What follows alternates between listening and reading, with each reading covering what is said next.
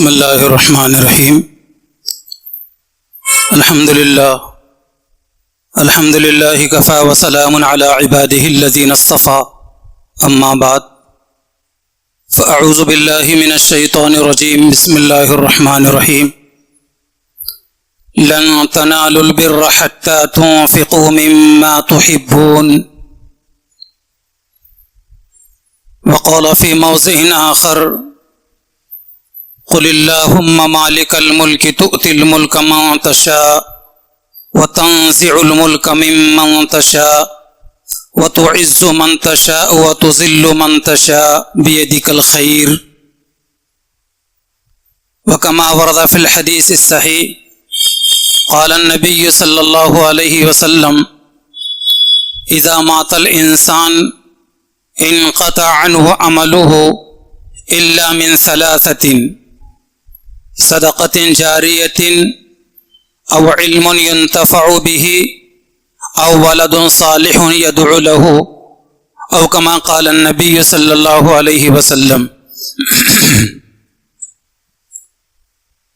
قابل احترام دینی بھائی اور عزیزو، اسلامی سال کا تیسرا مہینہ ماہ ربیع الاول شروع ہو چکا ہے، جس کی آج پہلی جمعہ 3 تاریخ ہے. آپ سب کو بھی انتظار ہوگا اور میری بھی خواہش تھی کہ آج آقائے دو جہاں پیغمبر اسلام حضرت محمد مصطفیٰ صلی اللہ علیہ وسلم کی سیرت طیبہ کے عنوان سے کچھ باتیں ہمارے سامنے آتی، تاکہ حضور سے سچی پکی محبت میں ہمارا اضافہ ہوتا، حضور پاک علیہ السلام کی سیرت سے واقفیت ہوتی، اور حضور پاک علیہ السلام کی سنتوں اور آپ کے تعلیمات پر عمل کرنے کا ذوق اور شوق پیدا ہوتا. میری بھی یہی خواہش تھی اور آپ سب کو بھی اسی بات کا انتظار تھا، لیکن کچھ مجبوری جس کی وجہ سے آج اس عنوان پر، سیرت طیبہ کے عنوان پر خطاب نہیں ہو سکے گا. قبل اس کے کہ اس عنوان پر کچھ گفتگو کی جائے، ہمارے نبی صلی اللہ علیہ وسلم 13 سال تک مکہ مکرمہ میں رہے، اور مشرکین مکہ کے ظلم و زیادتیوں سے تنگ آ کر آپ علیہ السلام اللہ کے حکم سے اور اللہ کی اجازت سے مدینہ منورہ ہجرت کر کے تشریف لے گئے. ہجرت کے 8ویں سال آپ علیہ السلام اسی شہر مکہ میں فاتحانہ حیثیت سے ایک فاتح بن کر آتے ہیں. 10,000 صحابہ کی جمعیت کے ساتھ جب مکہ فتح ہوا تو آپ علیہ السلام نے فتح مکہ کے بعد حضرات صحابہ کے درمیان یہ بشارت سنائی کہ لوگوں، اسلام قیصر و کسریٰ تک، یعنی ملک فارس اور ملک روم تک اسلام پھیلے گا اور وہاں تک ہماری حکومت ہوگی. گویا کہ ایک پیشن گوئی تھی جو بعد میں جا کر پوری ہوئی، لیکن حضور صلی اللہ علیہ وسلم کی یہ فرمان کو سن کر یہودیوں اور منافقین نے مذاق اڑایا کہ یہاں مسلمانوں کو پیٹ بھر کر کھانے کے لیے کھانا نہیں ہے، سلیقے کی سواریاں نہیں ہیں، اور ملک فارس اور ملک روم اور قیصر و کسریٰ کی حکومت کی بات کرتے ہیں. اللہ تبارک و تعالیٰ نے قرآن مجید کی آیت مبارکہ نازل فرمائی، اسی وقت جس کو میں نے خطبہ مسنونہ میں تلاوت کی تھی. قل اللہم مالک الملک تؤتی الملک من تشاء وتنزع الملک ممن تشاء وتعز من تشاء وتذل من تشاء بیدک الخیر. اے نبی، آپ اپنے خالق و مالک سے یوں دعا کیجئے اور یہ کہیے کہ پوری دنیا کے اندر، پورے روئے زمین کے اوپر بادشاہت صرف ایک اللہ کی ہے. وہ جس سے چاہے بادشاہ چھین لے اور جسے چاہے دے دے، یعنی بادشاہ سے بادشاہ چھین لے اور فقیر کو دے دے، اور فقیر کو بادشاہ بنا دے. تؤتی الملک من تشاء وتنزع الملک ممن تشاء. اللہ پاک جس سے چاہے بادشاہت کو چھین لے اور جسے چاہے عطا کر دے. اس خالق و مالک کو کون پوچھنے والا ہے؟ اور سارے اختیارات اسی کے ہاتھ میں ہیں. وتعز من تشاء وتذل من تشاء. اللہ کی ذات تو وہ ہے جسے چاہے عزت دے اور جسے چاہے ذلیل کر دے. اللہ تعالیٰ جسے ذلیل کرنا چاہیں اسے کوئی عزت نہیں دے سکتا، اور جسے خدا ہی عزت عطا فرما دے اسے کوئی ذلیل کر نہیں سکتا. کہ جس قوم کے اندر بھی یہ تین خوبیاں ہوتی ہیں اللہ تبارک و تعالی ان کو عزت کا مقام عطا فرماتے ہیں. خدا کرے کہ وہ تین خوبیاں ہمارے اندر بھی آ جائیں. ایک تو یہ ہے کہ خود اپنے ذات کے ساتھ بھی عدل و انصاف کا معاملہ کریں اور دوسروں کے ساتھ بھی عدل و انصاف کا معاملہ کریں، پہلی خوبی. اور دوسری خوبی یہ ہے کہ صدق و سچائی کو اختیار کریں، چاہے زندگی میں کوئی مرحلہ کوئی موڑ کیسے بھی حالات آ جائیں سچائی کا دامن نہ چھوڑیں. اور تیسری خوبی امانت داری اور دیانت داری کو ہاتھ سے جانے نہ دیں. امانت داری کو اختیار کریں، دیانت داری کو اختیار کریں. جس قوم کے اندر یہ تین خوبیاں ہوتی ہیں اللہ تبارک و تعالیٰ اس قوم کو عزت کا مقام عطا فرماتے ہیں، پھر کوئی ان کو ذلیل کر نہیں سکتا. اور جس قوم کے اندر یہ تین خامیاں ہوتی ہیں وہ ہر جگہ ذلیل ہوتے ہیں، کوئی ان کو عزت نہیں دے سکتا. کون سی تین خامیاں؟ خدا کرے کہ ان تین خامیوں سے ہمارا دامن پاک و صاف رہے تادم حیات. ایک تو یہ ہے کہ ظلم و زیادتی. جس قوم میں ظلم و زیادتی پنپتی رہے گی اسے کوئی عزت نہیں دے سکتا، وہ کبھی عزت کا مقام حاصل نہیں کر سکتے. اور دوسرے یہ ہے کہ دوسری خامی جس قوم کے اندر جھوٹ پروان چڑھتا ہے، ہر جگہ ہر وقت ہر جگہ جھوٹ ہی جھوٹ بولا جاتا ہے، کہا جاتا ہے، سنا جاتا ہے، تو ایسی قوم بھی کبھی عزت کا مقام نہیں پاتی. اور تیسری خامی کہ جس قوم کے اندر دھوکہ دہی کا مزاج ہوتا ہے تو وہ قوم بھی کبھی عزت کا مقام نہیں پاتی. ان تینوں کے تعلق سے قرآن مجید میں اور احادیث مبارکہ بڑی تفصیلات آئی ہیں. قرآن مجید میں موجود ہے لعنت اللہ علی الظالمین، ظالموں پر اللہ کی لعنت ہے. وَلَعْنَةُ اللَّهِ عَلَى الْكَاذِبِينَ، جھوٹوں پر اللہ تبارک و تعالیٰ کی لعنت ہے. پیغمبر اسلام علیہ السلام فرماتے ہیں من غش فلیس منا، کہ جو مسلمان ہو کر دوسروں کو دھوکہ دیتا ہے اس سے ہمارا کوئی تعلق نہیں ہے. نبی پاک علیہ السلام اس سے بیزارگی اور برات کا اعلان فرما رہے ہیں. من غش فلیس منا، جو دھوکہ دے اس کا ہم سے کوئی تعلق نہیں ہے. اس لیے بھائیوں ہم چاہتے ہیں عزت کا مقام حاصل کریں، عزت کی بلندی پر قائم رہیں، تو ہم کبھی کسی پر ظلم و زیادتی نہ کریں، کبھی جھوٹ نہ بولیں، اور اسی طریقے سے کبھی کسی کو دھوکہ بھی نہ دیں. یہی وجہ ہے کہ مہاتما گاندھی جب 1947 کے بعد ملک میں حکومت قائم ہوئی اور پنڈت جواہر لال نہرو وزیر اعظم بنے، تو اس موقع پر چونکہ سرپرست ہیں مہاتما گاندھی، تو اس موقع پر وزرائے پارلیمنٹ سے باضابطہ مہاتما گاندھی نے یہ کہا تھا کہ میں دنیا کی دیگر اور ہمارے ملک کے دیگر بادشاہوں کی مثال نہیں دیتا، بلکہ میں تم لوگوں کو حکومت کرنے کے لیے ابو بکر و عمر کی مثال دیتا ہوں کہ کس طریقے سے انہوں نے عدل و انصاف کی حکومت کی، جس کی وجہ سے عزت کا مقام انہوں نے حاصل کیا ہے. معمولی بات نہیں ہے.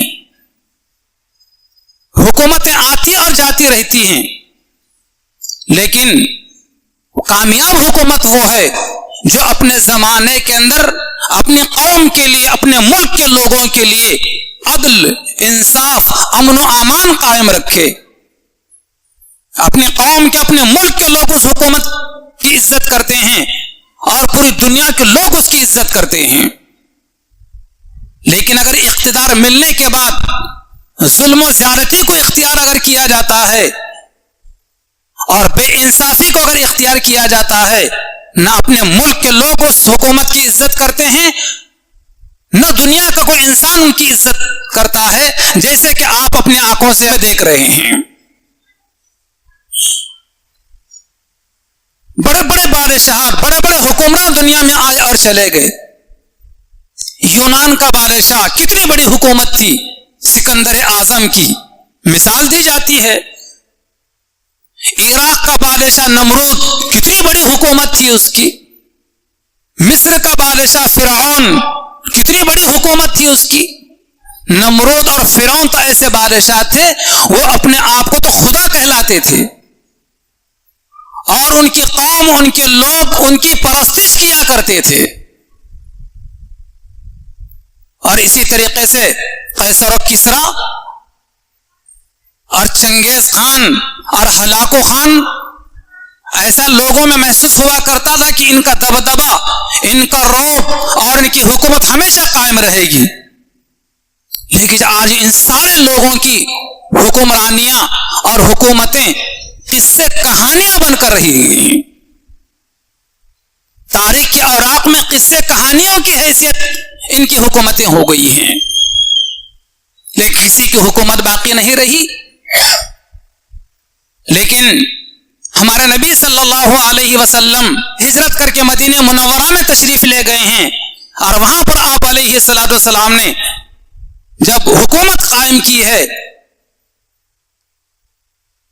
تو وہاں پہنچنے کے بعد آپ علیہ الصلوۃ والسلام نے اپنی قوم کے لیے، مسلمانوں کے لیے، اور جتنے لوگ وہاں پر مدینہ منورہ میں قائم تھے، چاہے کسی مذہب کو ماننے والے ہوں، یہود بھی تھے، نصارہ بھی تھے، منافقین بھی تھے، سب کے لیے آپ علیہ الصلوۃ والسلام نے عدل و انصاف کا معاملہ کیا.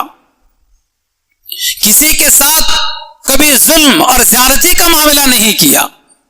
اسی وجہ سے مورخین نے، کیا مسلمان، کیا غیر مسلم اور کیا یہودی، سارے کے سارے لوگوں نے عظیم بڑی شخصیات کی سیرت و کردار کو لکھنے کے اوپر قلم اٹھایا ہے، تو نمبر 1 پر سر فہرست اگر کسی شخصیت کا نام نامی اسم گرامی آتا ہے تو وہ پیغمبر اسلام حضرت محمد مصطفیٰ صلی اللہ علیہ وسلم کا نام آتا ہے. نمبر 1 پر ایسی صاف ستھری بے داغ زندگی آپ علیہ الصلوۃ والسلام نے گزاری ہے. نبی کریم صلی اللہ علیہ وسلم جب ہجرت کر کے مدینہ طیبہ تشریف لے گئے ہیں تو سب سے پہلے آپ علیہ الصلوۃ والسلام نے اسلامی تاریخ میں پہلا وقف کرنے والے اگر کوئی ہیں تو ہمارے پیغمبر ہیں. حضور پاک علیہ الصلوۃ والسلام نے مدینہ منورہ کے اندر 1 نہیں 2 نہیں 3 نہیں 7 باغات کو ہمیشہ کے لیے اللہ کے راستے میں وقف کر دیا ہے. 7 باغات کو. قرآن مجید کی جب یہ آیت مبارکہ نازل ہوئی جس کو میں نے خطبہ مسنونہ میں تلاوت کی، لن تنالوا البر حتى تنفقوا مما تحبون، کہ تم نیکی کے اس وقت تک پا نہیں سکتے جب تک کہ اپنے محبوب پسندیدہ چیز کو اللہ کے راستے میں خرچ نہ کر دو. لن تنالوا البر حتى تنفقوا مما تحبون. جیسی آیت مبارکہ نازل ہو گئی تو متعدد حضرات صحابہ نے جو چیز ان کو سب سے زیادہ پسند تھی، چاہے باغ کی شکل کے اندر ہو، چاہے سواریوں کی شکل میں ہو، چاہے باندیوں کی شکل میں ہو، روپے اور دینار و درہم کی شکل کے اندر ہو، ان ساری چیزوں کو حضرات صحابہ نے اپنی پسندیدہ چیزوں کو اللہ کے راہ میں وقف کیا ہے، اور پورے شرائط کے ساتھ اور پورے تولیت کے ساتھ سب سے پہلا وقف اگر کسی نے کیا ہے تو وہ حضرت عمر فاروق رضی اللہ تعالی عنہ نے کیا ہے.